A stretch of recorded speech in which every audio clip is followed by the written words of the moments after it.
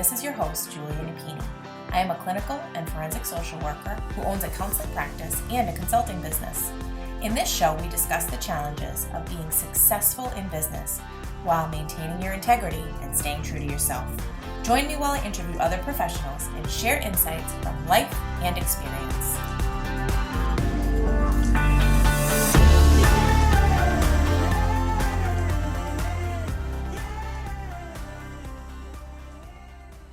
Let's talk about RingRx, our latest sponsor.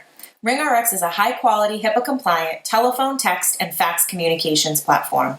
They provide seamless, cost-effective communications for behavioral therapists, medical practices, hospitals, and other healthcare providers. RingRx is designed for modern healthcare environments. They offer customizable features like a phone app, automated patient outreach, voicemail, after-hours call routing, and top-quality desk phones. Try RingRx for free today at ringrx.com. And if you sign up using the code CLIMB, you'll get 15% off your monthly bill forever. Conditions apply. Hello and welcome to another episode of the Compassionate Climb podcast, our first episode of 2026. So I'm recording this in late January. There is a lot of frenzy going on right now because we are expecting quite a bit of snow. But I'm a New Englander, and we are no stranger to that. So, feeling prepared, and we'll take it as it comes. This podcast episode came from my honest reflection of myself as a leader in 2025. So, for those of you that have been listening for a while, you know, I am a group practice owner. We have a very large team.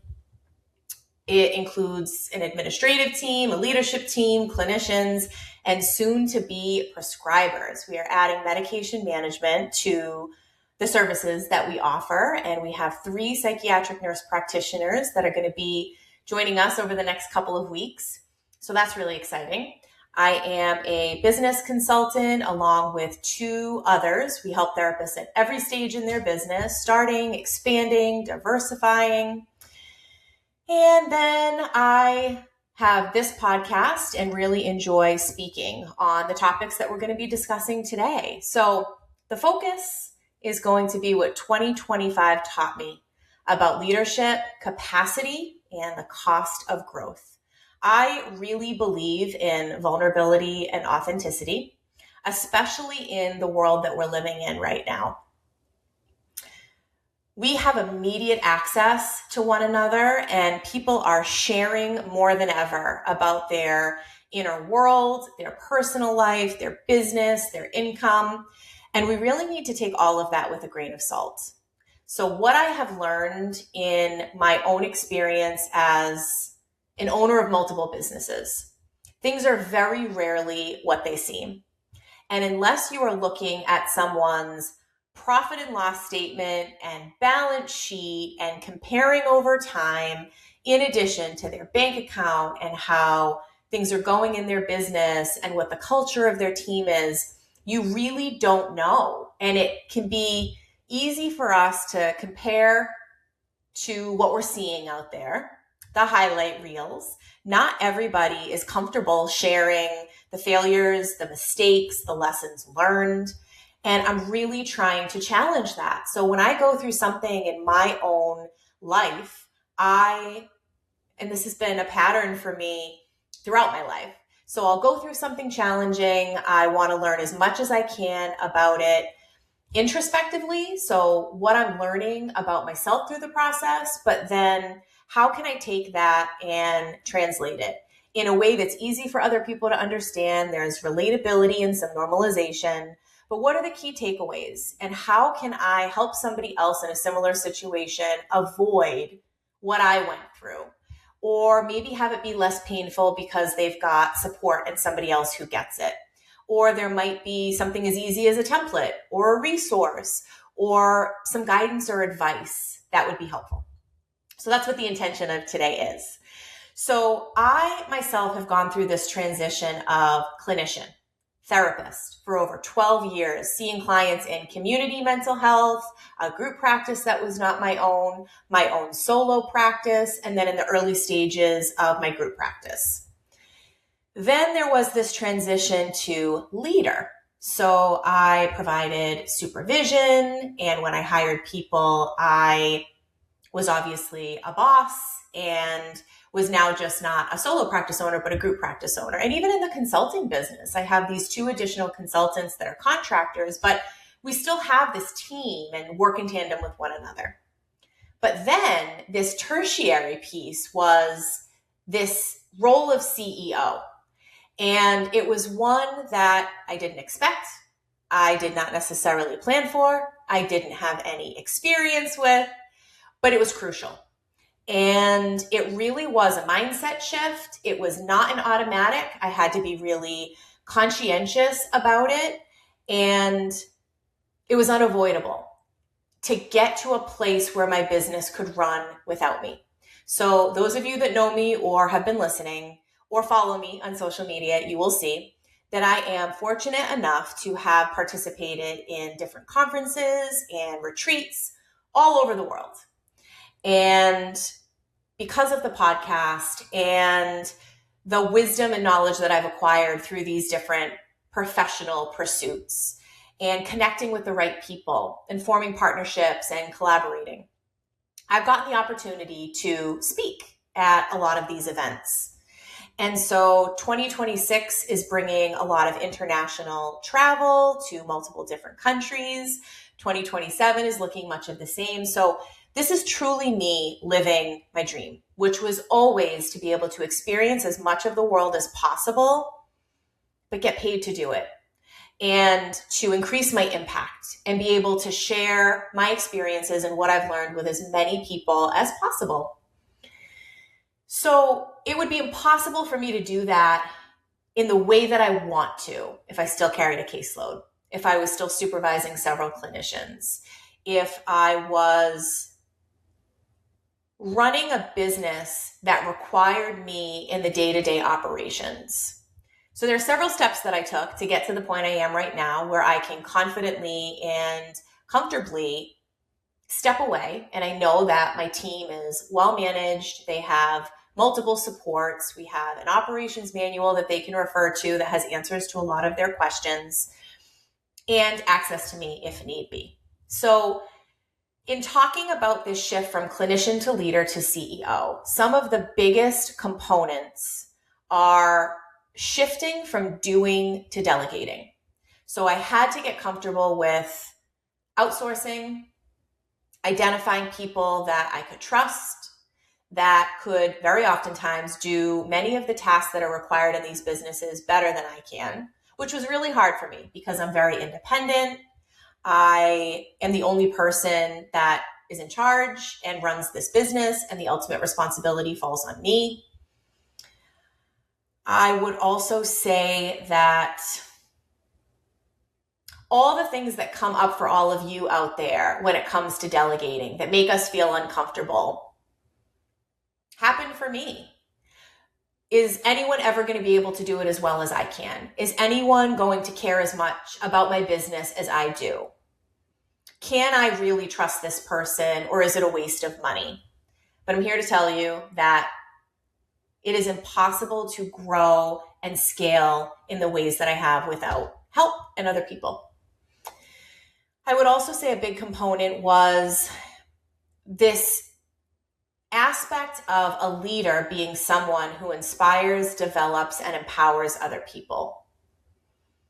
So I not only had to model for everyone what standard I hold myself to, but I had to put it in writing. There had to be accountability.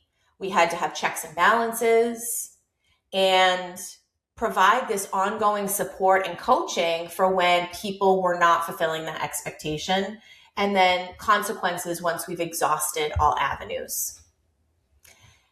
And then it really came down to building the systems so that the practice, as I mentioned, did not require me to be in the day in and day out like it had at one time. So this was really a step-by-step process. So the first thing that I want to talk about is this tension that I experienced, and those of you who have been in this situation will experience, between doing and leading. I am so clear that a fundamental component of my identity as a human being, a social worker, a mental health professional, is someone who is always busy.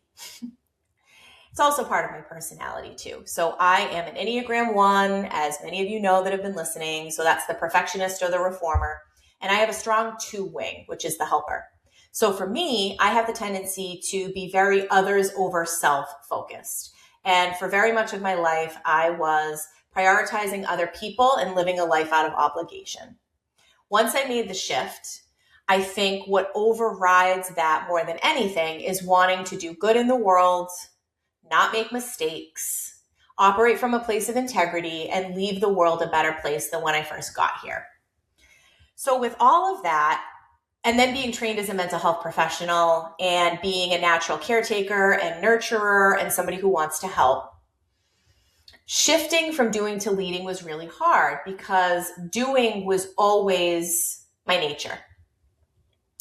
So I've had to work at this balance in my group practice between whenever a situation is presented to me, I not only have to consider the person that brought the situation to my attention. Let's say it's one of the clinicians, but I also have to consider the client if a client is affected. And I have to consider the practice as a whole, our reputation, our policies and procedures, and how this could impact future employees. If you do something for one person, then you need to be willing and able to offer that to everyone to remain equitable and fair. But then I also need to factor myself into the equation. And that wasn't necessarily always something that I was doing. I had to combat the guilt that I was feeling when I stepped back from direct work. When I made the decision to no longer see a caseload after I had hired my first 2 full-time clinicians, that was a big identity shift. But I was ready and I never looked back. So I know that it was the right decision for me. Once I transitioned my caseload, I did still carry a caseload of divorce mediation, parenting coordination. Plus, my time was filled with business consulting and being a boss. I recently made the decision to transition the clinicians that I was providing supervision for to other supervisors because it didn't feel fair to them that I would be spending so much of 2026 traveling, which would result in us having to reschedule and they would miss out on supervision for that week. And I also wanted them to have direct access to someone when they had questions about cases. So I didn't want to do them a disservice. And I also felt like I was ready to shift and pivot in that regard as well. And it's freed up a lot of time for me to do the things that really light me up. It's been different iterations and different phases. And I'm fortunate enough to be in a position where I can make sure that the clients are well served and the supervisees are well supported. But it's been a process. And another big component was having a director of operations that oversees the administrative team and a clinical director who's in office, and to acclimate her in a way that the clinicians feel comfortable going to her with case-related or practice-related questions. I also had to grapple with being accessible versus being effective. So I really pride myself, and anybody who's worked with me comments on how quick my response time is. And it seems like I'm always at the ready. And that is a value of mine. I want to be accessible. I want to be available. I want to be helpful. But at what cost? And I had to do some work around setting some boundaries and putting some things in place so that that was not driving my decision-making or my priorities. And there are some things that are more urgent than not. So I see effectiveness very differently now. Sometimes when I jump in and respond right away, I am preventing an opportunity for that person to either figure out something for themselves, what can be really empowering, or them utilizing the resources that we've put in place, like an operations manual, or maybe someone on the team who is a better person to go to for that answer. The identity shifts that I spoke about were really important. So I had to, in part, consciously make those shifts and then recognize when there were subconscious things that were coming around and, eventually ended up coming up. And then the emotional weight of decision making. So true delegation is not a boomerang that comes back to you. When you identify someone who's going to take something on, there's this shift now in responsibility where they own a part of the outcome. And at the end of the day, it will always be my group practice unless I decide to sell it. And I am ultimately responsible, but there are certain pieces where some of that ownership falls on another person. Another thing that I wanted to talk about is capacity, right? So we just wrapped up kind of this leadership shift for me. Clinician to leader to CEO, what that looked like, some of the challenges with my identity. I really had to do some work on mindset. Capacity was another thing that I mentioned I wanted to touch upon. So realizing that working harder and longer only results in us being busier, more tired, and further from the work that truly matters. We all know what burnout is. Some of us have experienced it. Some of us haven't. But I think we can all understand that depletion and exhaustion that comes from an extended period of time where we are not operating at our best and taking on too much and not recharging or replenishing what gets depleted. So I am someone who tries to practice what I preach. When I saw a caseload and I was working with a client in therapy and we were having conversations about some of their struggles, it did not feel right when I would walk away from that session and I was not practicing the same things that I was encouraging them to do. The same thing goes with a supervisee, the same thing goes with an employee, and so on.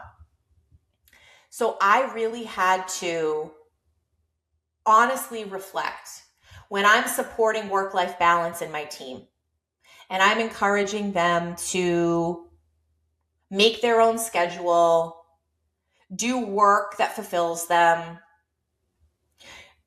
identify the clients they do their best work with and really striving to match them with those individuals, to honor their PTO requests or the time that they need to take to be with family or to take time off of work, then I should be able to do the same thing for myself. And I wasn't always allowing myself to do that. There was a lot of guilt that would come up for me, and I had to work through that. Realizing that energy and time are finite resources, and we all will realize this whether we like it or not as we get older. As our bodies start to age, we realize that we don't have the same capacity that we once did.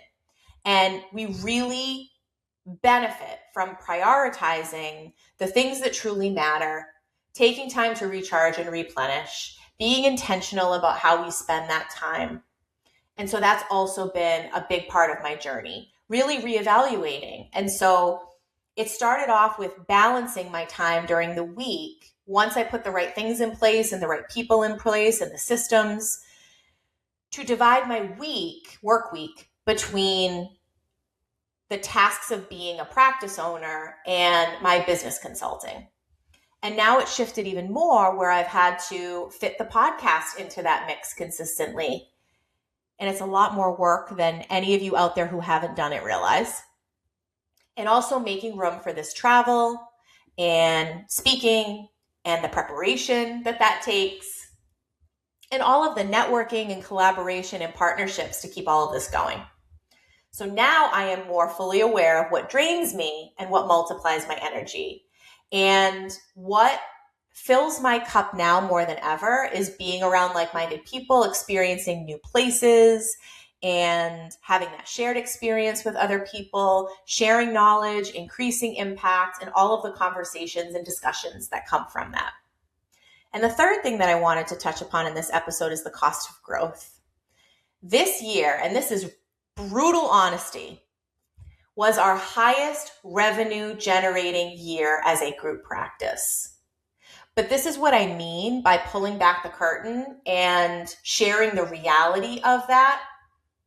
It was our least profitable year ever. And there are several reasons for that. And I'm okay with it. We had multiple clinicians out on maternity leaves this year. We had several clinicians that lost significant people in their lives and they needed to take time to grieve and be with their family. We acquired an additional suite in our building that had become available on the first floor, and we have only ever been on the second floor. So there was a reception area, and that enabled us.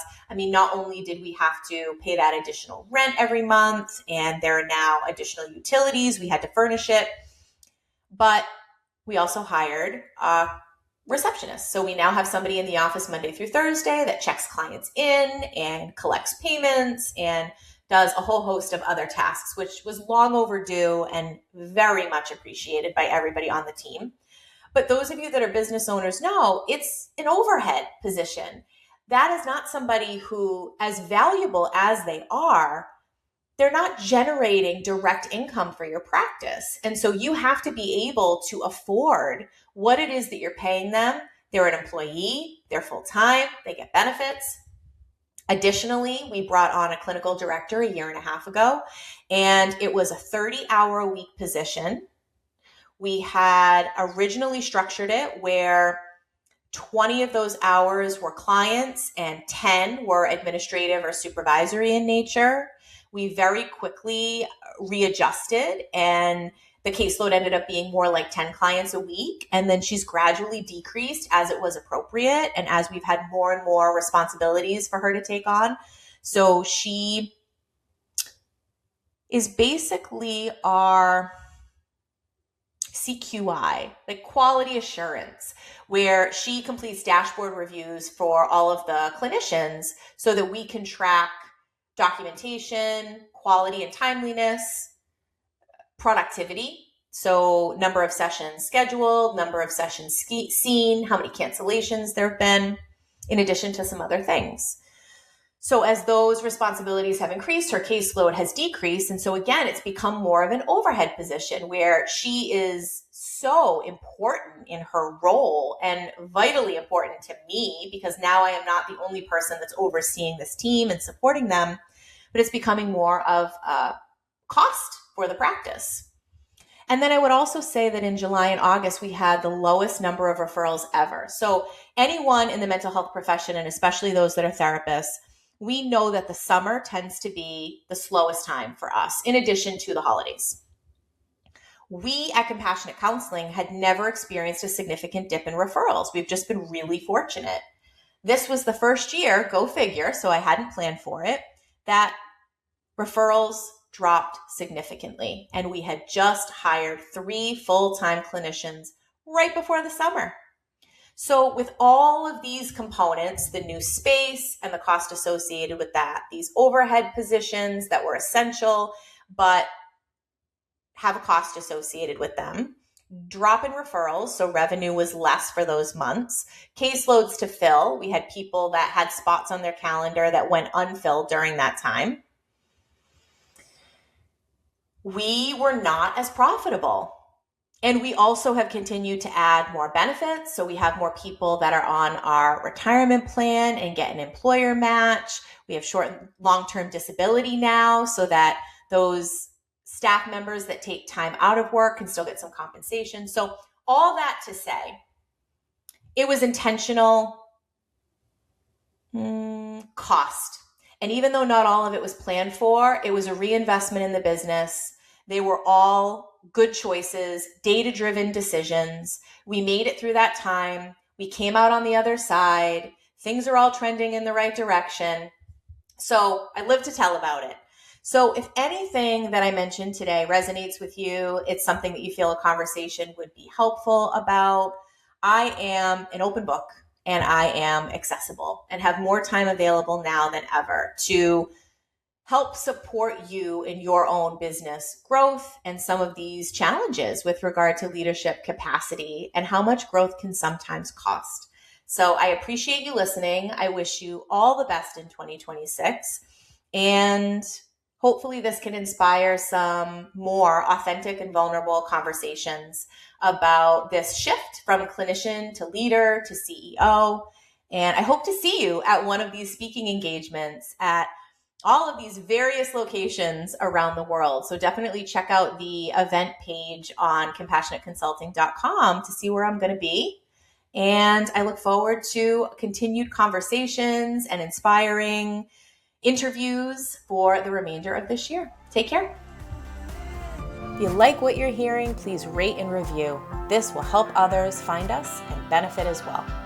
The Compassionate Climb podcast represents the opinions of Julia Nepini and her guests. The information provided is intended for educational purposes only and should not be taken as legal advice. If that is what you are seeking, please consult an attorney.